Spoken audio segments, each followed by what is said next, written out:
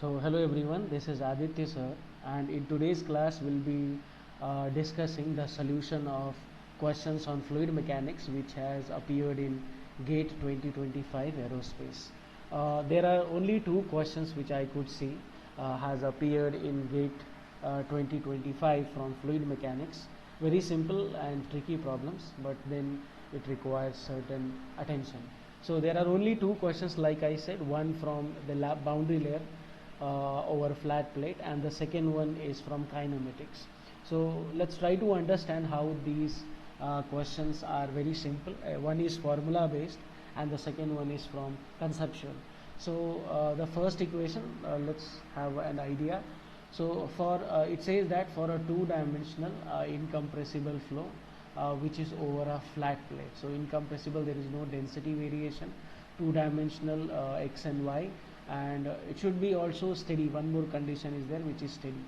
The laminar boundary layer thickness at a distance x from the leading edge. So the boundary layer thickness is given in terms of delta at a distance x from the plate, and if the Reynolds number is calculated in this manner based on this length scale, what should be the ratio of this proportional to?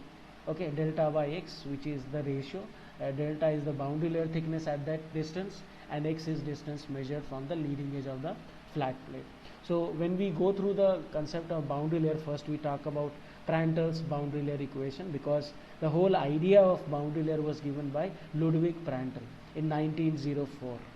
Okay, so there after there was Blasius, he put some assumptions, and then he came up with this particular formula which gives us the normalized ratio of this k by delta. Now this whole thing can be replaced with the proportionality symbol, which is given by delta by x is directly proportional to 1 upon this is Reynolds number, and then you can put square root means to the power of 1 by 2.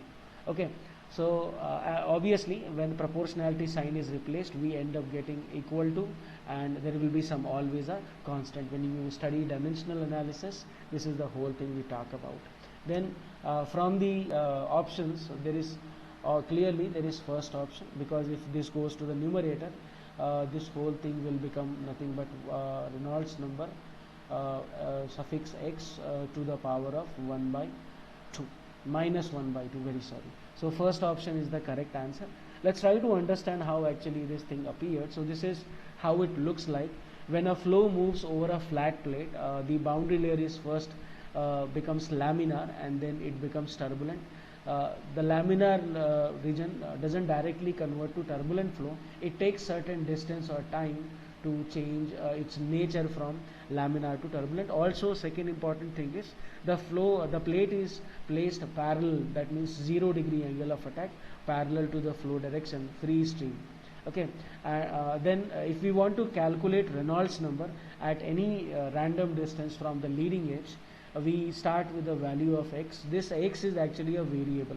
We can extend it to any position, and at that position, when we calculate the boundary layer thickness according to the question, this becomes delta. Okay, so how do we calculate Reynolds number at this formula? So at this particular position this is how we calculate based on this. X is called characteristic length. It keeps on changing the meaning, the characteristic length.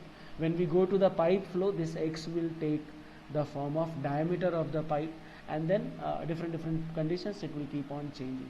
Okay, so here we calculate Reynolds number using the formula we know, rho u into x divided by the dynamic viscosity of water, or we can also express it in terms of u and then characteristic length divided by the dynamic viscosity, u into x divided by kinematic viscosity. Okay, u is nothing but, so this nu is actually given in terms of dynamic viscosity divided by the density of the fluid. That is what we have.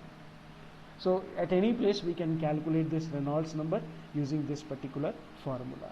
So yeah, you have to remember it. Then Prandtl, like I told you, Ludwig Prandtl is father of fluid mechanics, who came up with this concept of boundary layer from Navier-Stokes equation. Using these assumptions, two-dimensional flow, steady flow, and incompressible flow, we end up getting these three equation of motion. Okay, so if you could see this equation of motion, there are two dependent variables, u and v, and there are x and y independent variable. Nu is the viscosity and pressure is p. Okay, so three variables, three equations, that is what we have for this particular condition for a flat plate which is placed at the 0 degree angle of attack. Fine. Then Blasius, actually he came up with certain assumptions, like you can see the viscous forces are predominant in nature and the inertia forces are given by this, and the inertia force is actually proportional to rho v square. This is we call actually dimensional analysis or assumption based, or we can also call it as empirical relation. So using these assumptions, actually he substituted the two forces, and using the substitutions he ended up with this particular formula which we have discussed. If we substitute the value of Rex, we end up getting this expression. We can calculate the boundary layer thickness at any spot at the flat plate using this expression, which is very, very important. Fine. Then so here in this time he has asked this question, but then it is also possible that next time it may go with this particular expression. So this is the first answer to the first question. Then coming to the second question, like we have seen, I cap and j cap denote unit vector in x and y directions, and the outward flux of two-dimensional vector. So this is the vector field. It denotes the field over a unit circle centered at the origin. So we have to calculate the flux, liquid flux or fluid flux, which is coming out of circle, okay, which is centered at the origin. So for example, let's say this is a circular cross section of something which is placed at the origin. The radius of the circle is equals to nothing but 1. If 1 is the radius of the circle, let us assume that this is basically a pipe, a small pipe, and when the flow is uniform, the pipe is in full go, so then definitely there will be fluid which will be coming out of it. So every second, how much fluid is coming out of this particular cross section, that's called flux. Okay, so this is the flux. Everywhere the fluid will be gushing out of the cross section area, unit radius. So how do we calculate the flux? Flux is basically integrating or calculating the total what you can say bundle of vectors, total bundle or bunch of vectors. That value will give us the flux. So most importantly, we need the area of this particular circle. The area of a circle is given by pi into r square. Okay, and because the radius of the circle is 1, okay, it is not mentioned, but then we can see that the center is at the origin and the circle is unit circle. That means the radius, we assume that the radius is given to be 1. Okay, so when we take the radius is equals to 1, the answer will become pi, and pi has a value of 3.14. Let's say we'll keep it as meter square or unit square, whichever thing is given in the question. Then how do we calculate this flux?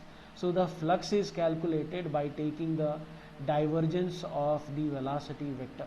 You take the divergence of velocity vector and then we multiply with the cross section area. Okay, so area we have already calculated, which is 3.14. The now important thing is we need to calculate this flux. So how do we calculate flux? This is a differential operator. Okay, the gradient operator. So we write it as dou by dou x for two-dimensional case. We express it in terms of this I, and then plus we also express it for dou by dou x by dou y of j cap for the delta, and then velocity vector it is given to us, as you can see from here. Velocity vector is given in terms of I cap, and then we have y times of j cap. That is what we have. That has to be multiplied with the area, definitely. Then when we do this dot product, actually you can see this is a scalar product.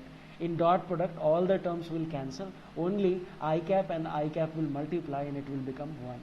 So when you take the I cap dot I cap, this will become nothing but dou x divided by dou x, and because the second part is nothing but y, we will end up getting dou y and divided by dou y. Okay, So dou x by dou x and dou y by dou y multiplied by area. So this whole thing, dou x by dou x will cancel each other, it will become 1. Dou y by dou y cancels each other, it will become 1, and that has to be multiplied with 3.14. Okay, so the whole thing will multiply, and that becomes 3.14 into 2. When you multiply this will become 6.28. So 6.28 is the answer, and it has been asked to round off to the 2 decimal places, which is what we are getting. The answer will come close to 6.28. So these are the 2 questions, tricky question, very simple, very easy. Like I told you, the previous one was formula based, and the second one is with the conceptual based. So that's all for this. If you have any doubt, you can kindly contact me. Thank you very much. Have a very good day.